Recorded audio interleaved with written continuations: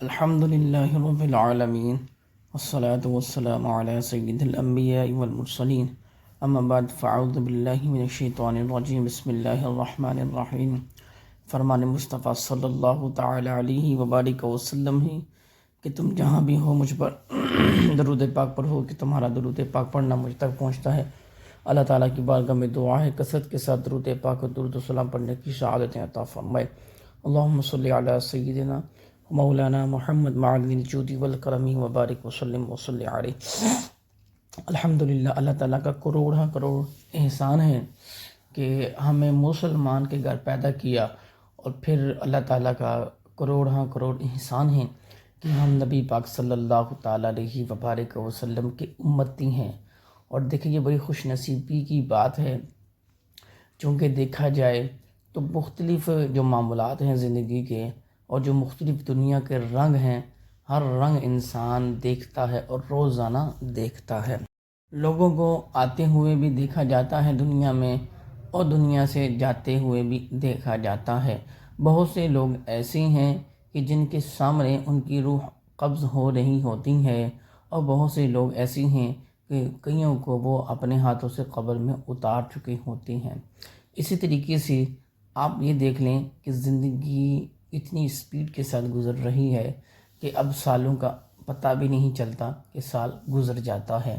تو میرے دوستوں اور میری بہنوں، یقین مانیں صرف اور صرف کامیابی کس میں ہے؟ اللہ عز و جل کے حکم ماننے میں، نبی پاک صلی اللہ تعالیٰ علیہ وبارک وسلم کے ارشادات پر عمل کرنا، اور اپنے والدین کی اطاعت کرنا، فرما برداری کرنا، اور اس دور میں رزق حلال کی تلاش کر کے اس کو کمانا اور اپنے معاملات کو پورا کرنے کی کوشش کرنا۔ بہت سے لوگ ایسے ہیں جو یہ سوچتے ہیں کہ کیا ہوگا جب اللہ عز و جل کی ذات نے حکم دے دیا ہے کہ میں نے وعدہ کیا ہے رزق کا، تو رازق اللہ ہے۔ اللہ رازق ہے، انسان نے صرف کوشش کرنی ہے۔ قرآن مجید میں فرمایا گیا کہ جب سورج کی پہلی کرن زمین پر پڑ جائے تو اپنے رزق کے لیے پھیل جاؤ زمین پر، وہ بہترین رزق دینے والا ہے۔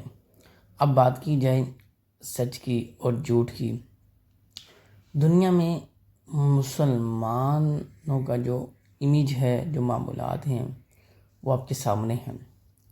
ہر انسان دوسرے انسان سے بیزار ہے، ہر انسان دوسرے انسان پہ بھروسہ نہیں رہا، یعنی ایسے معاملات ہو چکے ہیں کہ کوئی امانت رکھوانے کے ڈرتا ہے کہ میں اگر اس کے پاس امانت رکھواؤں گا تو یہ مجھے واپس نہیں ملنے، یعنی امانت دار بھی ہم سے چلے گئے۔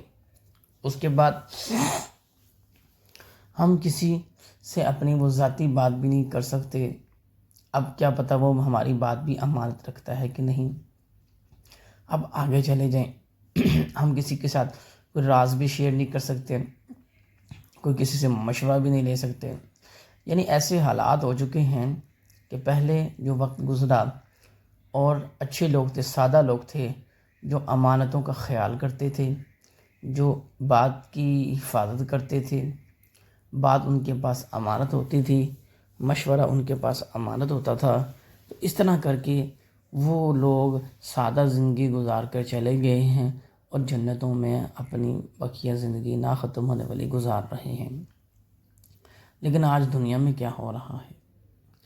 وسوسہ، ٹینشن، حاسد، شیطانیت اور صرف حسد رہ گئی ہے۔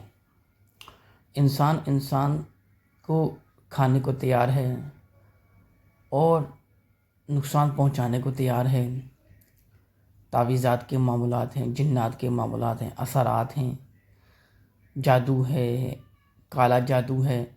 تو دیگر مسائل کے بارے میں آپ سے مجموعی بات کروں تو اس ٹائم خصوصاً جو رشتہ داروں کی بات کی جائے تو وہ بھی معاملات میں ایسے گھرے ہوئے ہیں، ایک دوسرے کو مارنے کے لیے بالکل مصروف ہے وہ۔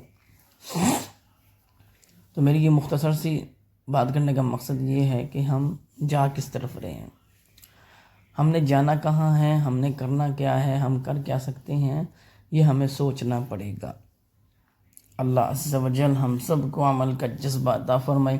کمنٹ سیکشن میں ضرور بتائیے گا یہ میری وائس سننے کے بعد کہ آیا اس وقت اس دور میں کوئی امانت دار رہا ہے باقی؟ اس کا جواب دیجیے گا۔ اور دوسرا جواب یہ دیجیے گا کہ اس دور میں کوئی باقی رہا ہے کہ جس کے پاس آپ کی بات امانت ہو، وہ بات کسی سے شیئر نہیں کرے۔ تیسرا جواب دیجیے گا کہ آیا کوئی یہاں پر اب وہ بندہ موجود ہے کہ جو آپ کو ایسا مشورہ دے، سنت ہے مشورہ کرنا، کوئی ایسا مشورہ دے کہ جو آپ کے لیے وہ بہتر ہو۔ بہتر تو اللہ، بہتری کرنے والے تو اللہ کی ذات ہے، لیکن اگر وہ آپ کے ساتھ مخلص ہوگا تو وہ آپ کو صحیح مشورہ دے گا نا۔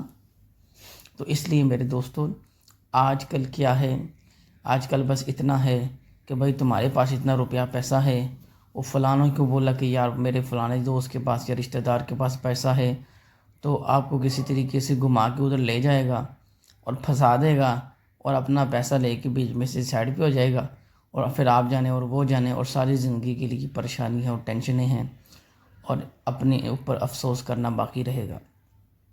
اس لیے میری چند باتوں کا جواب ضرور دیجیے گا، میں آپ کے جواب کا انتظار کروں گا۔ تو آپ سے گزارش ہے، خود کوشش کریں، اپنا روپیہ پیسہ خود استعمال کریں، کہیں نہ لگائیں، نہ کہیں رکھائیں، نہ کہیں انویسٹمنٹ کریں۔ اللہ تعالیٰ آپ کی مال کی حفاظت فرمائے، آمین۔ آپ صرف اور صرف روزانہ بسم اللہ الرحمن الرحیم پڑھا کریں ڈیلی۔ آپ روزانہ لا الہ الا اللہ محمد رسول اللہ کثرت سے پڑھا کریں۔ اب بات کی جائے سورہ کوثر کی، تو قرآن مجید کے ایک ایک حرف میں 10 نیکیاں ہیں۔ پہلی نیت تو آپ کی یہ ہونی چاہیے، اور انا اعطیناک الکوثر کو آپ نے مکمل پڑھ لینا ہے۔ یہ صرف اور صرف ایک ذکر بھی ہے، الا بذکر اللہ وتطمئن القلوب، دلوں کے لیے سکون بھی ہے، راحت بھی ہے۔ پھر ایک حرف کے برابر 10 نیکیاں ہیں۔ پھر اللہ کا حکم ہے، اللہ کا پیغام ہم تک پہنچا ہے، حضور کی ذات پر نازل ہوئی ہے۔ پھر ہم نے اس کو کثرت کے ساتھ پڑھنے کے بعد اپنی مرحومین کے لیے اس سارے ثواب کا اہتمام کریں گے۔ اسی طریقے سے پھر ہم انشاءاللہ عز و جل اس کو خوب پڑھیں گے، اور اللہ کی بارگاہ میں ہاتھ اٹھا کر دعا کریں گے، اے رب کریم تو اس اپنے خاص کرم سے اس سورہ کوثر قرآن مجید کی برکت سے مجھے اپنے فضل سے دولت سے نواز، اور وہ دولت میرے اور میری نسلوں کے کام آئے، اور وہ عافیت والی ہو اور بغیر کسی پریشانی والی ہو۔ تو انشاءاللہ اس طرح آپ دعا کرنے کے بعد اپنے والدین کے لیے ضرور دعا کیا کریں۔ اگر آپ فرسٹ ٹائم آئے ہیں تو لائک، شیئر، سبسکرائب ضرور کیجیے گا۔ انشاءاللہ عز و جل ہر آنے والی نوٹیفیکیشن آپ کو بآسانی مل جائے گی۔ وقت پر نماز کی ادائیگی کی کوشش کریں۔ اللہ تعالی نماز کی پابندی کرنے کی توفیق اور سعادت عطا فرمائے۔